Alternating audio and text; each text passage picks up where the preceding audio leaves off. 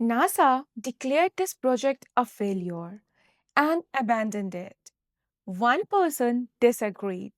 What he did next is the greatest project management case study ever made, and it's not in any textbook.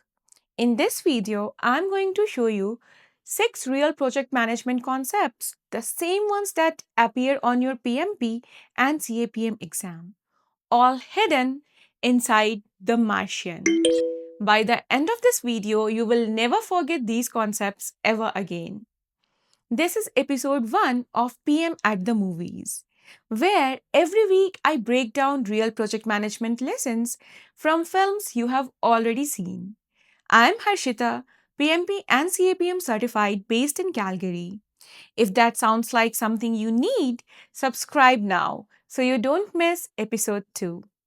Okay, let me take you to Mars because this story is exactly that situation where every project manager feel lost but multiplied by a billion. Here's where everything goes sideways. It's the 18th day of mission on Mars. The crew is out collecting samples. The wind starts picking up. Not a little windy, but walls of dust moving at highway speed. Alarms start going off, visibility drops. The storm is slamming the base with debris. In the chaos of trying to evacuate, an antenna breaks loose and slams into Mark Watney, the crew's botanist and engineer. His biomonitor, which is basically a suit sensor that tracks an astronaut's heart rate and vital signs, flatlines instantly. To the crew, it looks like he's gone. And with the storm reaching lethal levels, they have seconds to decide: search for him and risk all 6 lives, or evacuate now and save 5. They choose survival. They launch into orbit and leave the planet. Hours later, Mark wakes up. Suit punctured, blood dried inside, he limps back to the habitat and realizes the truth. He has been left behind, with no communication, no ride, and with supplies meant only for few weeks. This is the moment in every project where the ideal plan is gone and the real work begins. Now, pause here. Before food, before tools, before plans, a project manager needs one thing: a clear outcome. And Mark sets it instantly: stay alive until someone can rescue me. That's it. Not a plan, not a task list, a single brutally clear outcome. Because in project management and especially in PMP thinking, tasks don't guide you, outcomes do. Once he is safe inside, the question is very simple: what do I actually have here? Mark does something incredibly unsexy but brilliant. He starts counting. He opens every drawer, container, ration box, toolkit. He writes everything down honestly without any delusion, no optimism bias. He calculates calories, oxygen reserves, water, battery life, solar recharge, food per day, and at the end, he realizes he will starve long before rescue arrives. This is where most teams panic or they pretend that numbers are better. He does not. He looks at the reality even when it sucks. This is agile prioritization. Not how do I save the whole mission, but what is the next most important problem? That is exactly how adaptive planning works in PMP or CAPM question. And once you face the math, the next problem is obvious: food. Quick question before we continue. Drop in the comments what's the biggest unexpected problem you have ever faced on a project. I actually read every single comment. Okay, now back to Mars.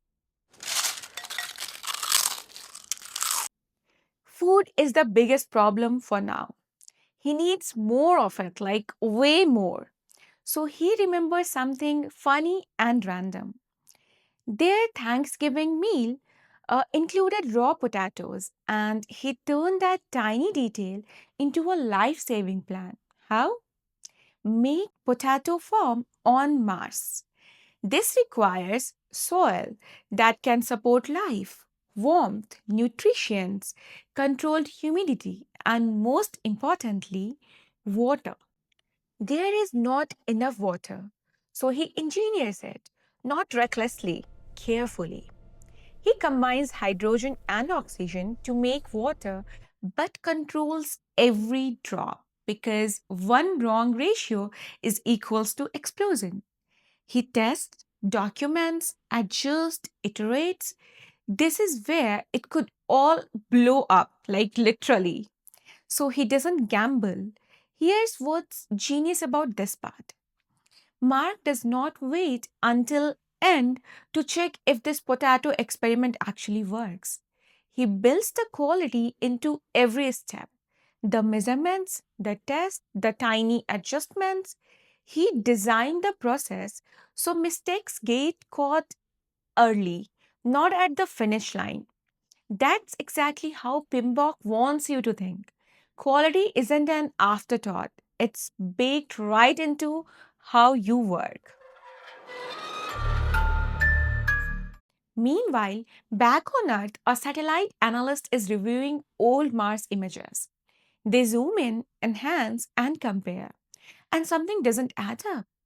Equipment that should be still has moved, and that's when they realize someone on Mars is still alive. And as soon as that discovery hits mission control, NASA jumps into action. Every team is activated, everyone is working at once, but Mark can't talk to them because his communication channels are still dead. So he walks several kilometers across Mars to recover an old, outdated Mars lander. He digs it out, repairs it, hacks the system, and reestablishes a primitive communication method. Now, finally, he can talk to Earth. And his messages? They are super clean, structured, and useful. So he writes something like this: My status update: I am alive, the potatoes are alive, the habitat is mostly alive. The main risk is the leak in the North Wall, but that's tomorrow's project. Overall, not dead yet. And here is the part that every project manager will appreciate. Mark does not send long essays to Earth. His updates are super clear, super concise. Here's what I did, here's what might go wrong, and here's my next step. Honestly, it's exactly the communication style PMP wants you to apply. Mars doesn't care how well you are doing. A random pressure failure rips through the habitat. His food supply dies instantly. His months of work vanished. His oxygen levels drop. This is the project moment where everything you built collapses. He sits down, takes one breath, and resets. He rewrites the entire plan around the new reality. Less food, less time, barely any margin, and a lot more uncertainty. And instead of pretending the old plan still works, he does something real project managers have to learn early. He looks each trait in the eye and asks four simple things: what started this? What could it lead to? How bad can it get? And what's my move now? That's risk management in its purest form. Not a spreadsheet, not a meeting, just the courage to update the truth and keep going. Meanwhile, back on Earth, things take a sharp turn. The resupply mission fails, live in front of the entire world. The pressure on NASA shoots up immediately. Every news channel is asking questions, every politician wants answers, and everyone knows one thing: Mark does not have much time left. Leadership now faces a brutal governance decision. Do they wait and almost certainly lose him, or do they approve a rescue mission that could put the entire crew at risk? This is where real governance happens, not in documents, but in moments like this. Mars is Who owns critical. their We need a decision. decision? How Governance much first. risk Who are decides? they The tree willing to shows the risk take? paths. How much What risk? outcome matters most? And after running through every scenario, they choose the bolder path, a high risk rescue mission, because bringing Mark home is worth it. Mark must travel across Mars alone to reach a launch vehicle. He removes anything that adds extra weight, seats, panels, all the stuff he doesn't absolutely need. Because the lighter the craft, the higher it can go.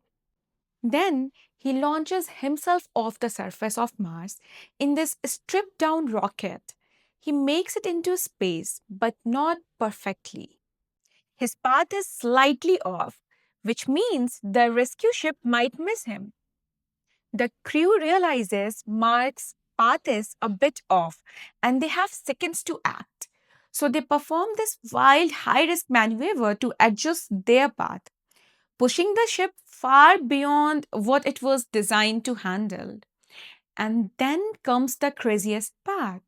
One of the crew members literally steps out into open space, tethered by only a line reaching out toward Mark as he's drifting past them.